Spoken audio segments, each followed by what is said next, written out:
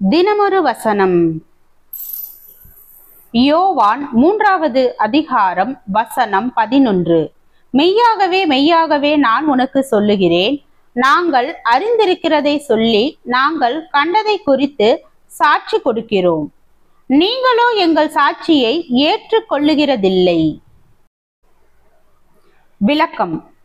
நீதிமன்றத்தில் சாட்சி கொடுக்கும் ஒருவரிடம் அவர் சாட்சி அளிப்பதற்கு முன்பாக, நீங்கள் கூறவிருக்கும் யாவும் முழுமையான உண்மை என்றும் உண்மையை தவிர வேறில்லை என்றும் உறுதியளிக்கிறீர்களா என்ற கேள்வி கேட்கப்படுகிறது. அமெரிக்க ஐக்கிய நாடுகளில் சாட்சி கொடுப்பவர் அளிக்கும் உறுதிமொழியில் உண்மையை கூற எனக்கு உதவி செய்யும் தேவனே என்ற வார்த்தைகள் மேலான அதிகாரமுடைய தேவனிடம் ஏறெடுக்கப்படும் ஒரு வேண்டுகோளாக பயன்படுத்தப்படுகிறது. ஒரு நீதிமன்றத்தில் உண்மையை கூறுவது மிகவும் முக்கியமானது. ஏனென்றால் அது மரணம் அல்லது ஜீவனை அளிக்கும் ஒரு தீர்ப்பை நிர்ணயிக்கிறது. இயேசு மறுபிறப்பையும் நித்திய ஜீவனையும் குறித்து நிக்கோதேமுவிடம் பேசிய போது அவர் ஒரு உறுதிமொழியை அளித்தார். யோவான் 3:11 வசனத்தில் அவர் தன்னுடைய வார்த்தைகளுக்கு முன்பாக மெய்யாகவே மெய்யாகவே நான் உனக்கு சொல்லுகிறேன் என்று கூறுவதை கவனியுங்கள். அவர் ஆமேன் ஆமேன் என்கிற கிரேக்க சொற்றொடரை பயன்படுத்தினார். உண்மையாகவே உண்மையாகவே அல்லது நான் உண்மையை கூறுகிறேன் என்பது அதன் பொருள். யோவான் எழுதின சுவிசேஷத்தில் இயேசு இந்த சொற்றொடரை 25 முறை பயன்படுத்தியுள்ளார்.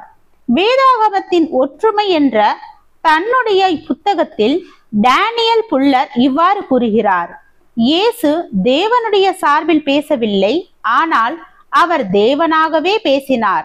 வேதாகமத்தில் குறிப்பிடப்பட்டுள்ள நபர்களில் இயேசு மட்டுமே தம்முடைய வார்த்தைகளுடன் ஆமேன் என்ற வார்த்தையை பயன்படுத்தினார்.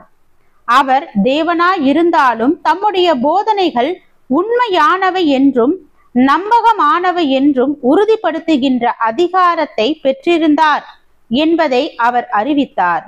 நம்முடைய கர்த்தரின் வார்த்தைகள் முழுமையாக உண்மையானவை, உண்மையை தவிர வேறில்லை.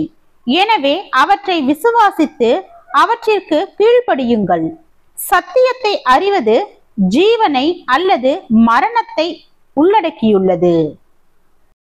ஜெபம். தேவனுக்கு ஸ்தோத்திரம். தேவனே, நாங்கள் எங்களுடைய வாழ்க்கையில் உண்மையுள்ளவராகவும் தேவனுக்கு பிரியமானதை மட்டும் செய்யும் மனிதனாகவும் வாழ கிருபை பாராட்டும். ஆமீன்.